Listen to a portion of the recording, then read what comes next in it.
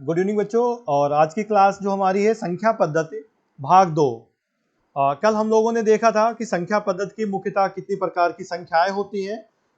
उसमें हम लोगों ने देखा था कि संख्या पद्धति से सवाल कैसे कैसे आते हैं। तो अगर आपने वो वीडियो नहीं देखा है तो उसको देख लें, और पीडीएफ आपकी ग्रुप में पड़ी हुई है, उसको भी एक बार देखें। मुख्यतः क्या होता है उसमें, अभाज्य संख्याएं भाज्य संख्याएं से संबंधित सवाल बहुत आते हैं, तो उनको जरूर एक बार आप लोग एक बार प्रैक्टिस करें, जिससे कि संबंधित सवाल आने वाले दिक्कत आपको ना हो। आज हम लोग उसी के आगे बढ़ते हैं। संख्या पद्धति में ही क्रमागत संख्याओं पे हम लोगों ने कल बात कही थी, क्रमागत संख्याएं क्या होती हैं। तो क्रमागत संख्याओं वाले सवालों को हम आज हल करेंगे, देखेंगे क्रमागत संख्या वाले सवाल कैसे आते हैं। कल आपको बताया गया था क्रमागत संख्याएं होती क्या हैं। वो संख्याएं जो या जिनके बीच का अंतर एक होता है, वो सभी संख्याएं क्रमागत संख्याएं होती हैं। ये कल आपको बताया गया था। क्रमागत संख्याएं क्या होती हैं? वो संख्याएं जिनके बीच का अंतर एक होता है, क्रमागत संख्याएं होती हैं। कभी कभी ऐसे भी पूछा जाता है आपसे कि सम क्रमागत संख्याएं बताइए या विषम क्रमागत संख्याएं बताइए, तब वहां पे अंतर 2 का हो जाएगा। कितना अंतर हो जाएगा? 2, क्योंकि सम संख्याएं जिसे 2 के बाद अगली सम संख्या जो होगी वो 4 होगी, तो 4 और 2 का अंतर जो होगा वो 2 होगा। तो वहां पे कंफ्यूज नहीं होंगे कि सर ने कहा था एक ही अंतर होता है। अगर कभी सम या विषम शब्द यूज हो जाएगा तो 2 भी अंतर हो सकता है। क्लियर? तो आज हम एक सवाल लेते हैं क्रमागत संख्याओं का। पेपर में भी अक्सर पूछे जाते ऐसे सवाल हैं। सवाल क्या है?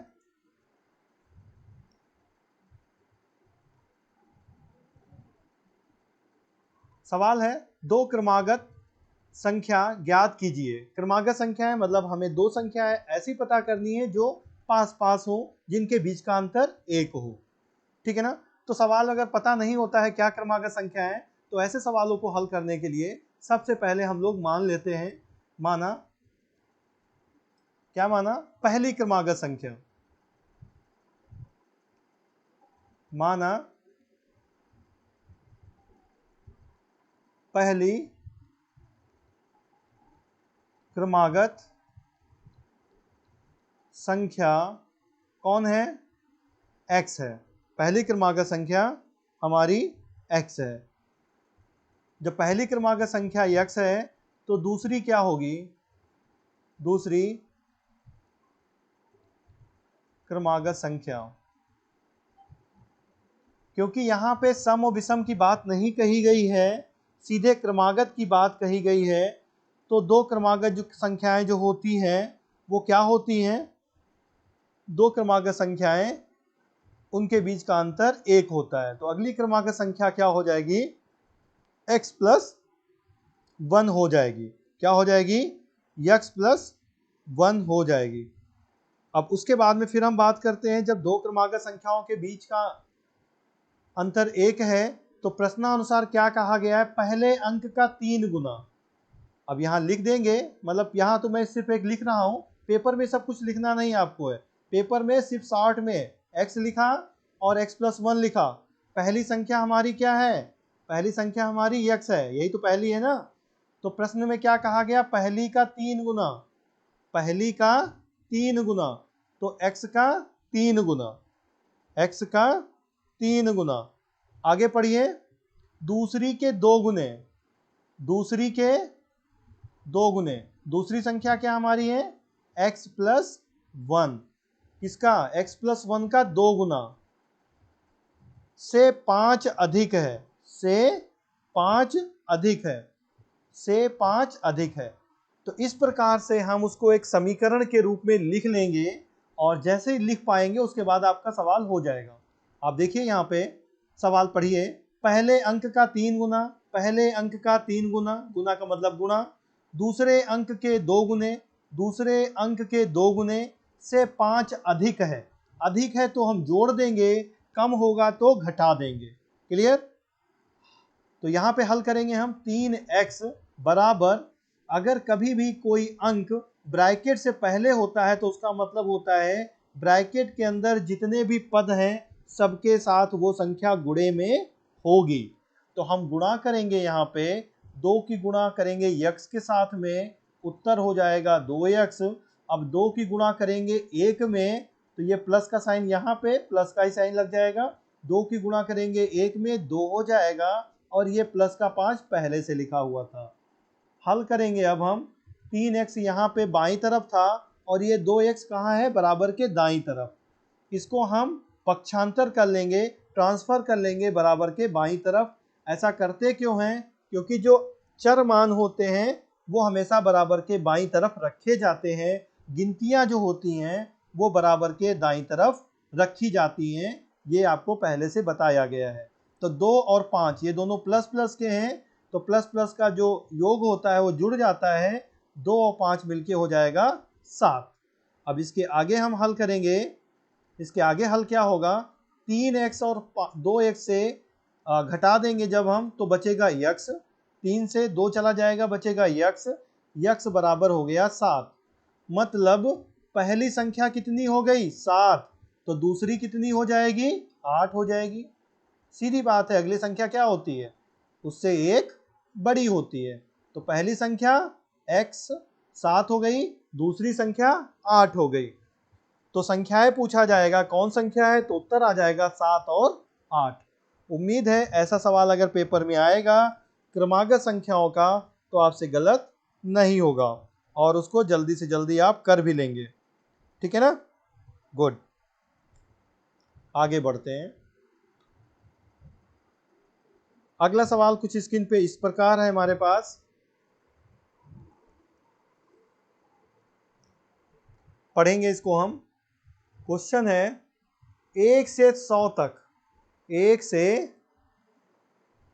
100 तक की गिनती के में 5 अंक कितनी बार आता है। अक्सर सवाल ऐसा पूछा जाता है, यहाँ मैंने 5 पूछा है, कभी 1 पूछ लिया जाता है, कभी 2 पूछ लिया जाता है कि 1 से 100 तक एक कितनी बार, 1 से 100 तक की गिनती में एक अंक कितनी बार आएगा। ठीक है ना, तो इनको आप घर पे गिनतियां लिख लीजिए और याद कर डालिए कितनी बार आता है। ठीक है ना, अब हम यहाँ बात करेंगे 1 से 100 तक 5 कितनी बार आता है। ठीक है ना, अब गिनती आपको आती होगी, अगर गिनती आती होगी तो 1 से लेके हम कैसे लिखते हैं गिनतियां, 1 से 10 तक लिख रहे हैं। कितने तक लिख रहे हैं, 1 से 9 तक लिख रहे हैं। पहले 1 से 9 तक, 1 से 9 तक 5 कितनी बार आता है, एक बार। अब 10 से लेके 19 तक कितनी बार आएगा, 5, एक बार ही है तो आएगा। कितने बार आएगा, एक बार आएगा। क्लियर। तो ऐसे जितना भी आगे आप बढ़ेंगे, 20 से 29 तक भी कितना एक आएगा, एक बार आएगा। क्लियर, मेरे ख्याल से चीज समझ में आ गई होगी। 30 से 39, 30 से 39 तक एक कितनी बार आएगा, एक बार आएगा। और 39 मतलब 40 से लेके 49 तक जो एक आएगा वो एक बार आएगा। तो 1 से लेके 49 तक, 1 से लेके 49 तक 5 कितनी बार आता है, 5 बार आता है। याद कर लीजिए, कभी कभी सवाल पूछ लिया जाता है 1 से 50 तक 5 कितनी बार आएगा, तो 50 जब आ जाएगा तो 5 एक और बढ़ जाएगा, 6 बार हो जाएगा। एक चीज तो क्लियर हो गई। अब यहां समझिए, जब 50 शुरू होगा, 50 से लेके 60 तक 5 कितनी बार आएगा भाई, 51 आएगा, 52 आएगा, 53 आएगा, सब में 5 5 आएगा ना। लास्ट बीच में एक 55 भी आएगा। तो 10 और 1 मिला के कितने बार हो जाएगा, 11 बार। 50 से लेके 60 तक जो 5 अंक आएगा वो 11 बार आएगा। कितने बार आएगा, 11 बार आएगा। ठीक ऐसे जैसे अभी हमने यहाँ पे किया था, ऐसे ही 61 से लेके 99 तक या 100 तक आप कर लीजिए। 100 तक जो भी होगा, 5 कितनी बार आएगा, केवल 4 बार आएगा। कितने बार, 4 बार आएगा। अब टोटल आप जोड़ लीजिए, आपको समझ में आ जाएगा 5 कितनी बार आएगा 1 से लेके तो 5 और ये हो गया 16, 16 4 20। तो आंसर क्या हो जाएगा हमारा? आंसर क्या हो जाएगा? 20। गुड। 1 से 100 तक 5 20 बार आएगा। यहाँ गिनती लिख लीजिए चाहे तो 20 कितने बार आएगा? 20 बार आएगा। ठीक है ना। तो ऐसे सवालों को आप घर पे प्रैक्टिस कर लीजिए। 1 से 100 तक गिनतियों को लिखिए। एक उसमें देखिए कितने बार आता है, 2 कितने बार आता है, 3 कितने बार आता है। ये सब बराबर बराबर आएंगे। आप एक बार करके देख लीजिए। ठीक है ना। उम्मीद है चीज आपकी समझ में आ गई होगी। क्लियर। आगे बढ़ते हैं। पेपर में सवाल पूछा जाता है अक्सर है कि निम्न का गुणात्मक प्रतिलोम बताइए, है ना। निम्न का गुणात्मक प्रतिलोम बताइए। तो पहले हमको पता होना चाहिए गुणात्मक प्रतिलोम होता क्या है। गुणात्मक का मतलब होता है गुणा, है ना। गुणात्मक का मतलब गुणा और प्रतिलोम का मतलब होता है उल्टा या विलोम या उल्टा। क्लियर। प्रतिलोम का मतलब विलोम या उल्टा। आप उल्टा लिखिए तो ज्यादा समझ में आपकी आ जाएगा। अभी क्या लिखते हैं? उल्टा। तो अगर सवाल आता कुछ इस प्रकार से है, पूछा जाता है कि 8/21 का गुणात्मक प्रतिलोम क्या होगा, क्या होगा, है ना। तो आंसर आपका तुरंत आ जाना चाहिए। गुणा और उल्टा। अगर गुणात्मक है तो उसका उल्टा कर दो। ठीक है ना। तो 8/21, 8/21 को अगर हम उल्टा कर दें तो क्या हो जाएगा? 21/8। तो 8/21 का गुणात्मक प्रतिलोम क्या हो जाएगा? 21/8 हो जाएगा। मतलब उसका उल्टा कर दीजिए तो आपको उत्तर पता चल जाएगा। कभी भी गुणात्मक प्रतिलोम की पहचान क्या होती है? अगर उस अंक में किसी अंक से गुणा कर दिया जाए तो उसका गुणनफल 1 हो जाना चाहिए। अगर गुणनफल 1 हो जाए तो समझ जाइए इसका ये गुणात्मक प्रतिलोम है। तो आप देखिए ये वाला 8, ये वाला 8 कट जाएगा, ये वाला 21, ये वाला 21 कट जाएगा। उत्तर क्या आ गया? 1 आ गया। तो आप समझ जाइए 8/21 का जो गुणात्मक प्रतिलोम होगा वो क्या होगा? गुणात्मक प्रतिलोम क्या होगा? 21/8 हो जाएगा। ये आपका आंसर हो जाएगा। ठीक है ना। उम्मीद है ये चीज आपकी समझ में आ गई होगी। ठीक है ना। मैं सिर्फ वही सवाल आपको बता रहा हूं जो पेपर में आ चुके हैं या पेपर में सवाल आते हैं इस पैटर्न पे। मैं सिर्फ वही सवाल चूज कर रहा हूं कि गणित का कोर्स बहुत बड़ा हो जाता है। हमें कम सवालों को लेके अपने ज़्यादा से ज़्यादा नंबर्स को कवर करना है। तो मैं बहुत ही उसको शॉर्ट फॉर्म में बता रहा हूँ जिससे आपकी समझ में भी आ जाए और ज़्यादा से ज़्यादा आपके अंक भी हो जाए। ठीक है ना। आगे बढ़ते हैं। जैसे भी हमने गुणात्मक प्रतिलोम किया ठीक ऐसे ही योगात्मक प्रतिलोम भी होता है। क्या होता है? योगात्मक प्रतिलोम भी होता है। आपको पता है जैसे गुणा का मतलब गुणा होता था, ऐसे योगात्मक का मतलब होता है योग। क्या होता है? योग। और योग का मतलब तो आपको पता ही होगा क्या होता है? जोड़ना। प्रतिलोम का मतलब होता है उसका उल्टा, उसका उल्टा। क्लियर। गुड।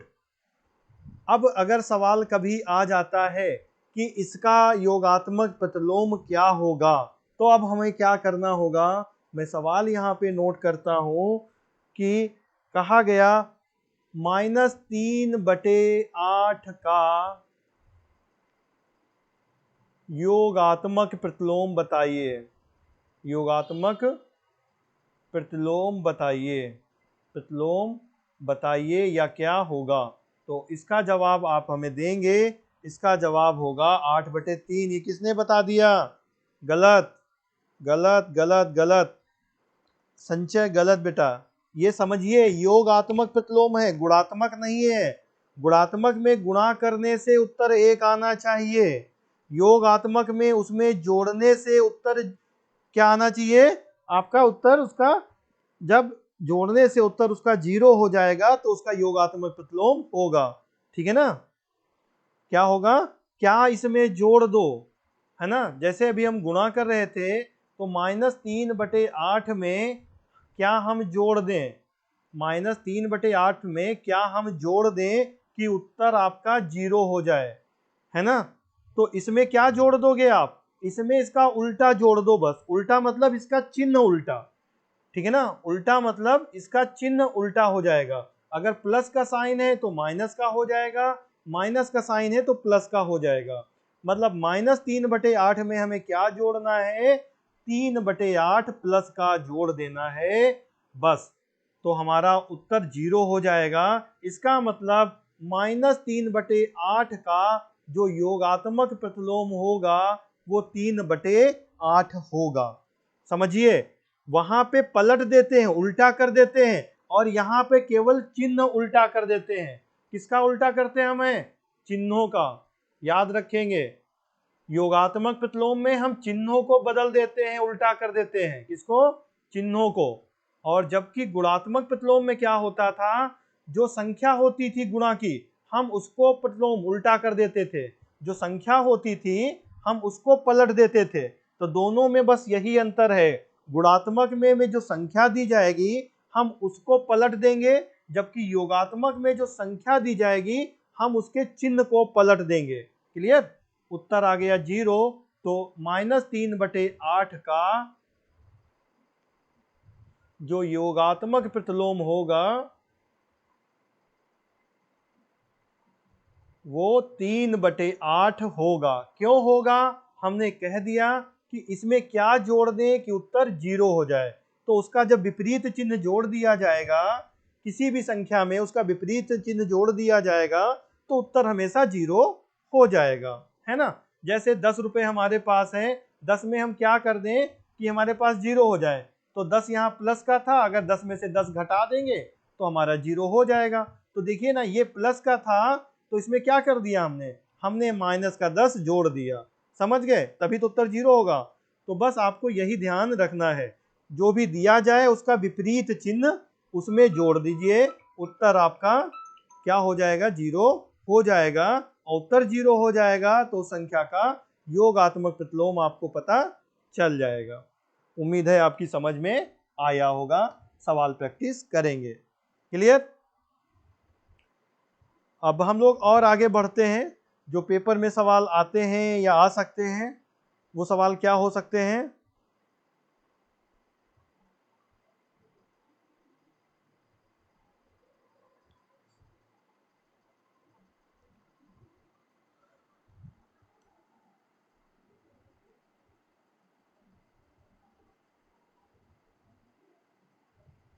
क्वेश्चन है,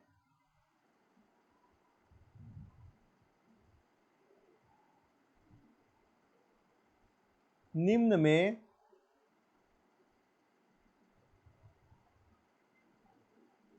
कौन सी भिन्न निम्न में कौन सी भिन्न संख्या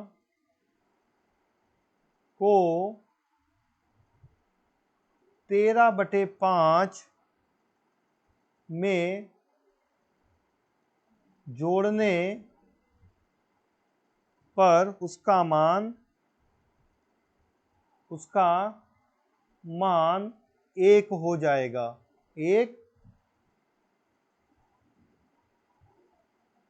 उसका मान 1 हो जाएगा। ठीक है ना? अब निम्न कहा गया है तो ऑप्शन आपको दे देता हूं मैं। ऑप्शन इसका है, एक -48/30, दूसरा ऑप्शन है -7/5, तीसरा ऑप्शन है -28/10, और चौथा ऑप्शन है -8/15।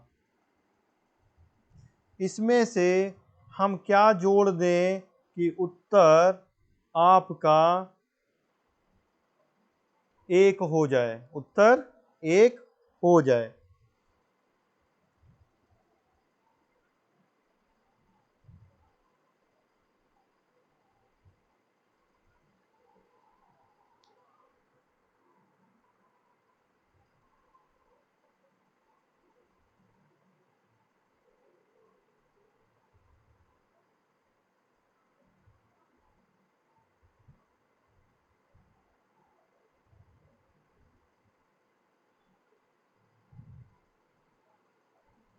अब यहां पे देखिए सवाल में कहा गया निम्न में से कौन सी भिन्न संख्या को, अब ये भिन्न हमारी है, इनमें से किस में आपको -13/5 को जोड़ा जाए तो उत्तर 1 हो जाए। तो हमें पता नहीं होता है, जब कभी पता नहीं होता है तो तुरंत हम मानेंगे, माना वह भिन्न x है, वह भिन्न x है। तो x में क्या जोड़ दें, x में हम 13/5 जोड़ देते हैं। क्या जोड़ देते हैं, 13/5 जोड़ देते हैं, तब उत्तर कितना हो जाता है, 1 हो जाता है। क्लियर। अब हमने कहा गिनतियां गिनतियां एक तरफ, अक्षर अक्षर ये एक तरफ, तो 1 बराबर 13, ये प्लस का था तो इधर आ जाएगा तो हो जाएगा माइनस का। तो इसमें से घटा देंगे हम तो आ जाएगा 5 एकन्ना 5, और ये 5 आ जाएगा माइनस का 8/5 हो जाएगा। आपकी समझ में आ गया होगा कैसे होता है ये। कैंची की गुणा करते हैं और 13 से घटा देंगे तो 8 बचेगा, 8/5 हो गया। अब संख्या क्या आ गई, माइनस की 8/5 आ गई, लेकिन ऑप्शन में तो मान दिया नहीं है 8/5। कहीं दिया है 8/5? नहीं दिया है। 8/15 दिया है, कहीं नहीं दिया हुआ है। अब हम क्या कर सकते हैं, अब हमें देखना है, ये तो है ही नहीं, ये भी नहीं, तो अब क्या करेंगे हम, इसमें क्या गुणा कर दें कि आंसर बन जाए। यहाँ 30 है तो ध्यान दीजिए, अगर हम 6 से ऊपर और 6 से नीचे गुणा कर दें तो ऊपर क्या हो जाएगा, 8 छंग 48 माइनस का 48, 5 छक्का 30। तो देखिए पहला वाला बन गया कि नहीं बन गया। इसका मतलब आंसर हमारा क्या हो जाएगा, पहला वाला हो जाएगा कि 13/5 में अगर -48/30 जोड़ दिया जाए तो उत्तर क्या हो जाएगा, 1 हो जाएगा। ठीक है ना। उम्मीद है चीज समझ में आपकी आई होगी। अब हम बात कर रहे हैं भिन्नों की ही, तो भिन्नों में अक्सर सवाल पूछा जाता है, भिन्नों को आरोही करने में या अवरोही करने में, है ना, या दो भिन्नों की तुलना आ जाती है, छोटी भिन्न या बड़ी भिन्न बताइए, अक्सर हो जाता है ना। तो कैसे हम भिन्नों की तुलना करेंगे, पेपर में अगर क्वेश्चन आता है कि ये भिन्न छोटी है कि ये भिन्न बड़ी है ना।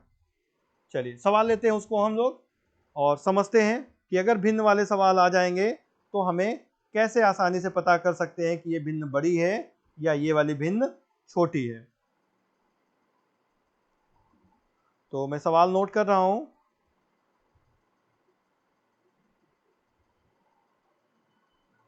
सवाल है आपका,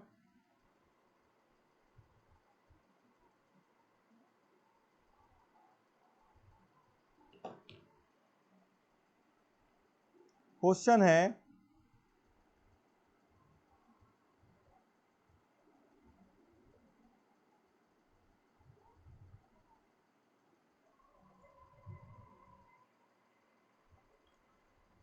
2/3 कामा 5/6 कामा 3/4 में सबसे बड़ी व छोटी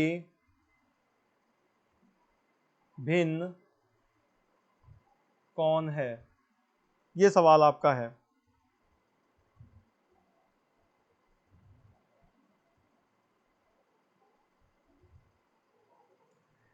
अब ऐसे सवालों को हल करने के लिए हम सबसे पहले सवाल को ध्यान से समझते हैं और देखते हैं कि सवाल कैसे आ सकते हैं। हमेशा हमें पता होना चाहिए कि जो भिन्न होती है वो कैसे बनती है, अंश और हर से। कैसे बनती है, अंश और हर से। अंश हमेशा छोटा होता है, हर हमेशा बड़ा होता है, तब वो वास्तविक भिन्न होती है। भिन्न तभी वास्तविक होगी जब अंश का मान हर से छोटा होगा। तो यहाँ पे सब में देख सकते हैं अंश छोटा है हर से, तो ये भिन्न है। अब इस भिन्न में छोटा बड़ा कैसे करेंगे, कैसे पता करेंगे? हम दशमलव में तो हल नहीं करेंगे कि भिन्न को हल करें और दशमलव में निकालें। तो इसके लिए एक तरीका होता है, हम भिन्नों को बीच का अंतर ज्ञात करते हैं। जैसे 2/3, 5/6, 3/4। अब इन भिन्नों के बीच का हम क्या करेंगे? अंतर निकाल लेंगे। अगर अंतर समझ जाएंगे तो सवाल लग जाएगा। 2 और 3 का अंतर 1 होता है, 5 और 6 का अंतर 1 होता है, 3 और 4 का अंतर 1 होता है। अगर अंतर समान है, अगर अंतर समान है तो सबसे, है ना, सबसे ज्यादा या बड़ा, है ना, ज्यादा या बड़ा अंश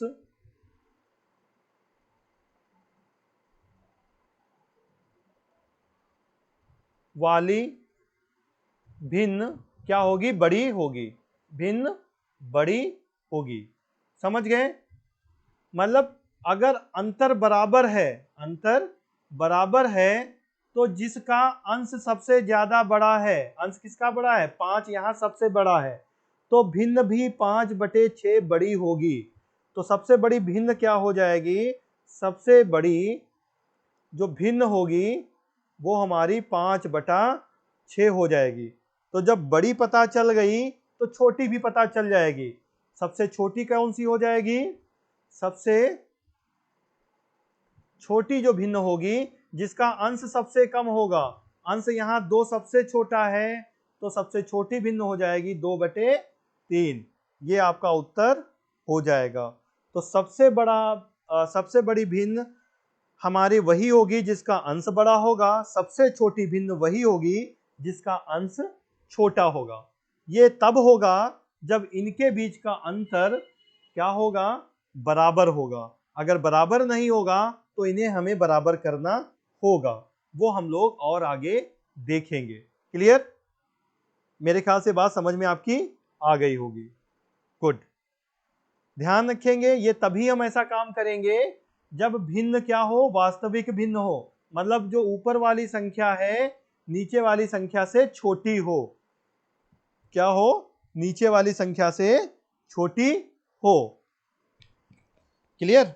अगर यही सवाल हम थोड़ा बदल देते और सवाल कुछ ऐसे पूछते आपसे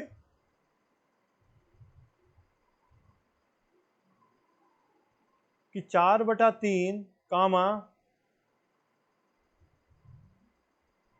9/10, 13/14,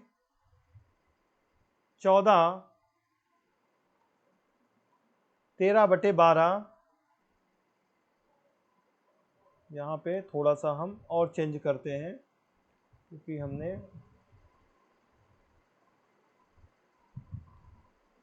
इसको कर देते हैं, हम लोग हैं 8/7 और 13/12। ये 3 भिन्नें हमारी हैं। पूछा गया इसमें सबसे बड़ी और सबसे छोटी कैसे हल करेंगे? बड़ी आसानी से। अभी हमने बताया सबसे बड़ी भिन्न वही होगी जिसका अंश बड़ा होगा, सबसे छोटी भिन्न वही होगी जिसका अंश छोटा होगा। लेकिन यहाँ पे आप ध्यान रखिए कि यहाँ पे जो ये भिन्न हैं इनके अंश बड़े हैं। क्या हैं? इनके अंश जो हैं वो क्या हैं? हर से बड़े हैं, हर से बड़े हैं, हर से बड़े हैं। जब ऐसी भिन्न हो जाए तो आप समझ जाइए वास्तविक भिन्न नहीं है, तो जो मान भी होगा उल्टा हो जाएगा। सबसे बड़ी भिन्न क्या हो जाएगी? सबसे छोटे अंश वाली। उल्टा हो जाएगा। समझ गए? ओके। और सबसे छोटी भिन्न हो जाएगी सबसे बड़े अंश वाली। सबसे बड़े अंश वाली। ठीक है ना। सवाल को हल करते हैं और समझते हैं। अब यहाँ पे अंतर कितना है, सब में एक अंतर है। अंतर कितना था, सब में एक था। अब सबसे छोटे अंश वाली भिन्न कौन है, सबसे छोटा अंश कहाँ है, यहाँ पे। तो सबसे जो बड़ी भिन्न होगी, सबसे जो बड़ी भिन्न है वो कौन होगी, 4/3 होगी। और जो सबसे छोटी भिन्न होगी वो होगी जिसका क्या होगा, जिसका अंश सबसे ज्यादा बड़ा होगा, जिसका अंश सबसे छोटी भिन्न, सबसे छोटी भिन्न, है ना। कौन होगी, जिसका अंश सबसे बड़ा होगा, मतलब 13/12 उत्तर हो जाएगा। उम्मीद है दोनों में अंतर समझ गए होंगे। सवाल को एक बार देखेंगे, उनके हर बराबर उनके बीच का अंतर बराबर है कि नहीं बराबर है। अगर बराबर है तो आप चुटकियों में सवाल को हल कर सकते हैं।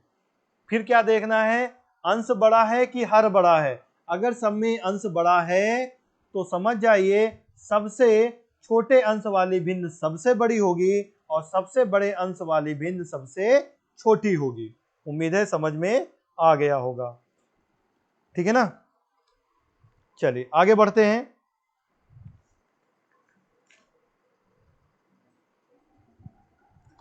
अभी तक हमने क्या किया, सवाल को हल किया और सवाल को हल करने में देखा उनके बीच का अंतर बराबर था, उनके बीच का अंतर बराबर था। सवाल को लेते हैं हमें। सवाल हमारे पास है 3/5 कामा 5/6 कामा 7/9 में सबसे बड़ी भिन्न बतानी है, सबसे बड़ी भिन्न बतानी है। एक चीज और समझिए कि कभी भी अगर आपसे आरोही या अवरोही पूछा जाए, है ना, तो आपको परेशान नहीं होना है। अगर आरोही पूछा जाता है कभी भी, आरोही, तो हम क्या करेंगे, सबसे पहले सबसे छोटी को लिखेंगे, सबसे छोटी को, सबसे छोटी को, और उसके बाद में उससे बड़ी, और फिर लास्ट में सबसे बड़ी, लास्ट में सबसे बड़ी। ये बात आपको पता होगी, समझ गए ना। अगर अवरोही कहा जाएगा तो इसका हम उल्टा कर देंगे, क्योंकि छोटा बड़ा तो हमने बता दिया निकालना। तो अगर अवरोही कहा जाएगा, भिन्नों को अवरोही क्रम में करिए, तो सबसे बड़ी वाली भिन्न को हम सबसे पहले कर लेंगे, है ना, और सबसे छोटी वाली भिन्न को सबसे बाद में करेंगे। उत्तर आपका हो जाएगा सबसे छोटी। क्लियर। अब ये ऊपर वाला हम सवाल को हल करते हैं, उम्मीद है आपकी समझ में आ जाएगा। 3 और 5 का अंतर हमारा 2 होता है, 5 और 6 का अंतर हमारा 1 होता है, 7 और 9 का अंतर हमारा 2 होता है। ठीक है ना। नीचे के हर हमारे बड़े हैं तो हमारे भिन्न जो है वास्तविक भिन्न है। दोनों चीजें हमने चेक कर लिया। बस अब हमें काम क्या करना है, इनके हर बराबर करने हैं, 2, 1 और 2। तो जो हमारे अंतर आया 2, 1 और 2, इनका हम एलसीएम निकाल लेंगे। क्या निकालेंगे, एलसीएम। 2, 1 और 2 का एलसीएम कितना होगा, 2 होगा। सबको पता होगा मेरे ख्याल से। अगर 2 एलसीएम है तो अब हमें क्या करना है, हमें सब में एलसीएम 2 ही लाना है। तो पहले में तो 2 पहले से है, पहले में 2 तो पहले से है, दूसरे में केवल 1 है। अब यहाँ क्या लाना है, हमें 2 लाना है। तो अंतर 2 लाने के लिए हमें क्या करना होगा, फिर से हम भिन्न उतार लेंगे, 3/5 कामा 5/6।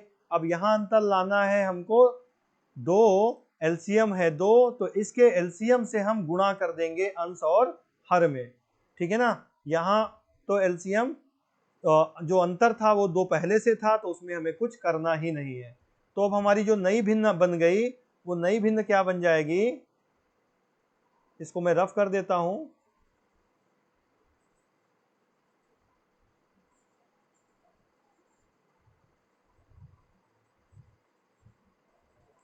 ठीक है ना। ओके, अब यहाँ पे ये 3/5 हो गई नई भिन्न, 5 दूनी 10/12 हो गया और 7/9 हो गया। अब ध्यान से देखिए, इन सब के बीच का जो अंतर था वो अब बदल गया होगा। 3 और 5 का अंतर 2, 10 और 12 का अंतर 2, 7 और 9 का अंतर 2। तो देख रहे हैं कि सब में अंतर बराबर हो गया, सबके हर बराबर, सबके हर जो हैं बड़े हैं। इसका मतलब हमारा तरीका लग जाएगा। निकालना क्या है हमें? सबसे बड़ी वाले भिन्न। सबसे बड़ी भिन्न वही होगी जिसका अंश सबसे बड़ा होगा, और सबसे बड़ा किसका है? सबसे बड़ा भिन्न हमारा है बीच वाला, और बीच में कौन सा मान था? 5/10/12 हो गया, और 10/12 मान किसका था? 5/6 का। तो आंसर हो जाएगा हमारा 5/6। सबसे बड़ी भिन्न जो हमारी है वो क्या हो जाएगी? 5/6 हो जाएगी। उम्मीद है ये सवाल समझ में आ गया होगा। पेपर में अक्सर सवाल ये से पूछे जाते हैं, तो आप कंफ्यूज नहीं होंगे, आप उनको भाग नहीं देंगे, आप उनको इसी विधि से लगाएंगे, आसानी से सवाल को आप कर लेंगे, समय भी आपका बचेगा। ठीक है ना? तो तीनों तरीके हमने आपको तरीके बता दिए। हमें करना क्या है? हमें अगर पहले उनके बीच का अंतर देखना है, अंतर बराबर है, तो फिर उनके हर को देखना है कि ये भिन्न वास्तविक भिन्न है कि नहीं है। अगर हर हमारा छोटा है, अंश बड़ा है, तो हम क्या करेंगे? सबसे बड़े अंश वाली भिन्न को सबसे छोटा बोलेंगे, और सबसे छोटे अंश वाले भिन्न को सबसे बड़ा बोलेंगे। ठीक है ना? चलिए आगे करते हैं। तो ये हमारे हो गए संख्या के आरोही और अवरोही वाले सवाल, जो अक्सर पूछे जाते हैं और जिनको हमें करना होता है। आगे आते हैं, कुछ और सवाल लेते हैं जिससे और पेपर में तैयारी आपकी हो जाए। कैसे कैसे सवाल पूछे जा सकते हैं आपसे हैं।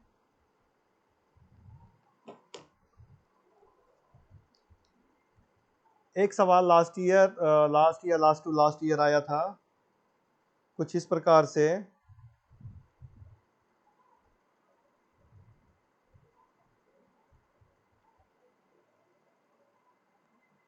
एक सही 1/2 प्लस का निशान 11 सही 1/2 प्लस का निशान 111 सही 1/2 प्लस 1111 सही 1/2 का मान आपसे पूछा गया था। तो बच्चे परेशान हो गए कि सवाल बहुत बड़ा है, कठिन है, और गलत कर दिए। ठीक है ना? तो सवाल कठिन नहीं है, सवाल को केवल आपको समझना है। सवाल को केवल आपको समझना है। समझना कैसे है? आप ये देखिए, एक्चुअली जो ये संख्याएं होती हैं, ये मिश्रित संख्या या मिश्र संख्या बोली जाती है। आप समझिए, 1 सही 1/2 है, इसका मतलब होता है एक पूर्णांक है और उसमें 1/2 जोड़ा जा रहा है। समझ गए? 1 सही 1/2 का मतलब होता है एक पूर्णांक है और उसमें 1/2 जोड़ा जा रहा है। जब आप जोड़ते हैं तो देखिए, इसको अगर जोड़ेंगे हम तो 2 एकन्ना 2, 1 एकन्ना 1, तो 2 प्लस एकन्ना 2 हो जाएगा। 2 एकन्ना 2 और 1 ऊपर हो जाएगा और नीचे 2 आ गया 3, 3/2। 3 और 2 को जब भाग करोगे, है ना, 3 को 2 से भाग करोगे तो उत्तर आएगा 2 एकन्ना 2, और यहाँ पे क्या बचा? 1। तो 1 सही 1/2, यही तो हो गया ना? तो उत्तर क्या हो गया? 1 सही 1/2। तो देखिए, वही चीज तो आ गई जो हमने शुरुआत की थी। तो इसका मतलब क्या हुआ कि जो मिश्रित भिन्न होती है वो क्या होता है? उस संख्या का लघु रूप होता है ये पूर्णांक, और उसको मिला के बनता है। तो इसका मतलब सभी संख्याओं के साथ में इसी प्रकार से होगा। तो सवाल का नया रूप क्या हो जाएगा? सवाल का नया रूप कुछ इस प्रकार से हो जाएगा। ये सिर्फ आपको मैं समझाने के लिए बता रहा हूँ। पेपर में ये सब कुछ नहीं करना है, पेपर में सीधे हल करना है। कैसे करना है आप समझिए। सबको मैंने अलग अलग कर लिया, हो गया ना? अब ध्यान दीजिए, ये 1/2 क्या है? सम के साथ कॉमन है।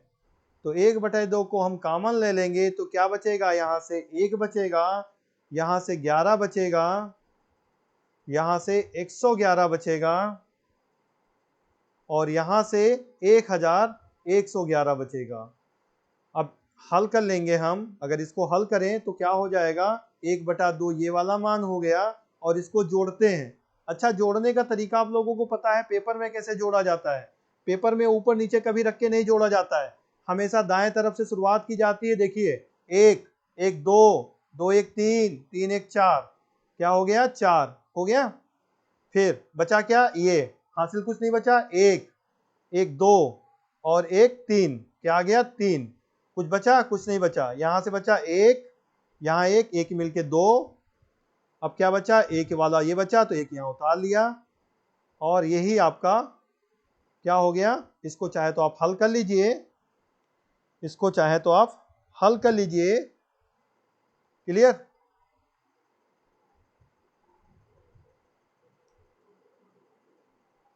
यही आपका 1/2 3 4 हो गया। अब 1/2 कितने बार था, आप ये एक बार देख लीजिए।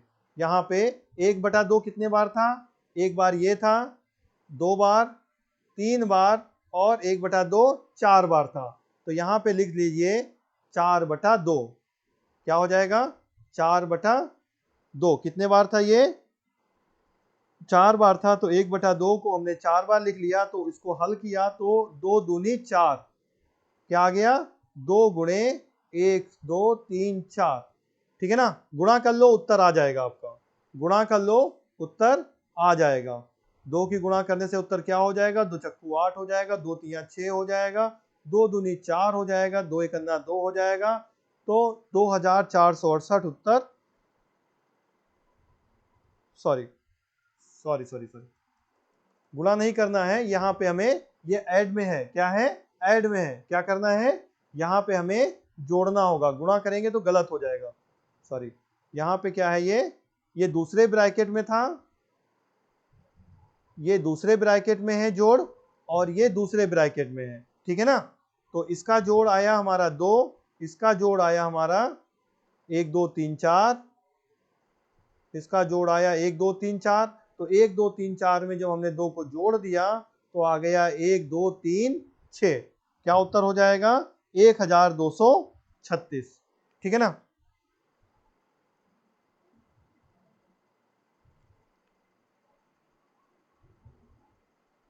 ओके, चलिए आगे बढ़ते हैं। थोड़ा कंफ्यूजन अगर है तो मैं एक बार फिर से बता देता हूं। यहाँ पे क्या था, हम अलग अलग जोड़ रहे थे, जो हमारे संख्याएं आ रही थी वो क्या हो रहा था, 1/2, मतलब अलग हुआ था। कैसे अलग हुआ था, मैं फिर से यहाँ बता रहा हूँ, 1 + 1/2, फिर 11 + 1/2, फिर 111 + 1/2, 1011 + 1/2, यही तो संख्याएं थी। ध्यान से देखिए, अब हम इनको इनको इनको एक साथ रखते हैं। 1/2 हमारे पास एक जैसा था तो इनको अलग अलग को जोड़ लिया, क्योंकि सब क्या है, जोड़ के निशान में है तो अलग अलग जोड़ लेंगे। तो 1/2 1/2 1/2, क्योंकि 4 बार है तो हमने 4 बार जोड़ लिया। एक काम हो गया। अब ये गिनतियां इनको हम जोड़ते हैं, 1 11 111 और 1111 1111। अब इनको हमने जब जोड़ा तो अभी उत्तर अभी जो हमारा आया था, ये एक एक सबके हर बराबर है तो ऊपर 4/2 हो गया था। और यहाँ पे इसका जोड़ आया था 1 2 3 4 आया था। इसका 2 से हमने जोड़ दिया तो 2 आ गया और 1 2 3 4 मिलके हो गया 1 2 3 4 और 2 मिलके 6, 1236 हो गया। ठीक है ना। उम्मीद है कि अब आपका कंफ्यूजन दूर हो गया होगा, वहां पे गुणे में लिख दिया था इस वजह से वो कंफ्यूजन थोड़ा सा हो गया था। ठीक है ना, चलिए आगे बढ़ते हैं। और पेपर में सवाल कैसे आ सकते हैं, इनमें से जो ये हमारे सवाल होते हैं, जो संख्या पद्धति से संबंधित सवाल आते हैं। लास्ट टाइम एक सवाल आया था कुछ इस प्रकार से, उसको एक देख लीजिए। 1 माइनस 1/2, दूसरे ब्रैकेट में 1 माइनस 1/3, तीसरे ब्रैकेट में 1 1 माइनस 1/4 और डैश डैश 1-1/40 और पूछा गया था इसका मान क्या होगा। अब आपको बहुत कठिन लग रहा होगा कि इतना बड़ा भिन्न है सर, हम कितना जोड़ेंगे, लेकिन कंपटीशन में देने वाला जानता है कि आपके पास 1 मिनट का समय होता है, तो सवाल को भी बहुत बड़ा नहीं देता है, सरल ही देता है। ठीक है ना। तो सवाल क्या इसका आंसर हो जाएगा, आप ध्यान से देखिए। अगर इसको हम ध्यान से देखें तो ये सब कैसे लिखे हुए हैं, ये सब गुणे में लिखे हुए हैं। कैसे लिखे हुए हैं, ये सब गुणे में लिखे हुए हैं। कहाँ तक है, यहाँ तक है। तो पहली संख्या को अगर हम हल करें तो 2 × 2, 2 से 1 चला जाएगा, बचेगा 1/2, एक ब्रैकेट में हो गया। यहाँ पे आइए, 3 × 3 और उसमें से 1 घटाया हमने तो 2 हो गया, 2/3, दूसरे ब्रैकेट में हो गया। 4 × 4 उसमें से 1 कम किया, 3/4, डैश डैश सो ऑन। और यहाँ पे क्या आ जाएगा, 40 × 40 और यहाँ पे आ गया 39/40। क्लियर। अब आप समझिए ध्यान से, जो समझने वाली चीज है, कभी ऐसा सवाल आ जाए तो आप ध्यान रखिए, गुणे में है तो ये वाला 2, ये वाला 2, ये वाला 3, ये वाला 3, ये वाला 4, ये वाला 4, सारी संख्याएं कट जाएंगी। यहाँ पे 39 होगा और ये 39 कट जाएगा। तो क्या बचेगा, हमेशा पहला नंबर बचेगा और आखिरी नंबर बचेगा। मतलब पहली वाली संख्या का अंश बचेगा, आखिरी वाली संख्या का हर बचेगा। तो उत्तर क्या हो जाएगा, 1/40। क्या हो जाएगा, 1/40 उत्तर होगा। 1/40 बेटा होगा, पहली संख्या का अंश बचेगा, दूसरी संख्या लास्ट वाली मतलब आखिरी वाली संख्या का हर बचेगा, आखिरी वाली संख्या का हर बचेगा। ठीक है ना। तो आंसर इसका क्या हो जाएगा, 1/40। उम्मीद है चीज समझ में आ गई होगी। पेपर में कभी भी गुणे में अगर ऐसा सवाल आ जाता है तो आपसे गलत नहीं होना चाहिए। ठीक है ना। तो ऐसे सवालों को हम लोग आसानी से कर लेंगे। ये संख्या पद्धति में सवाल थे। और जो हमारी नेक्स्ट क्लास होगी, फिर हम लोग जो नेक्स्ट क्लास करेंगे वो करेंगे हम लोग रीजनिंग की, जो मंडे और ट्यूसडे को होगी। और उसके बाद जब गणित की क्लास होगी उसमें हम लोग वर्ग और वर्गमूल को करेंगे। कल आपकी क्लास इतिहास की होगी, तो इतिहास में सर ने जो काम दिया था उसको एक बार आप लोग जरूर पढ़ लीजिए, रट लीजिए, समझ लीजिए, जिससे सर अगर क्वेश्चन कल पूछते हैं तो आपके वो गलत नहीं होने चाहिए। ठीक है ना। तो उम्मीद है आज की क्लास आपकी समझ में आई होगी। तो आज की क्लास को ऑफ किया जाता है।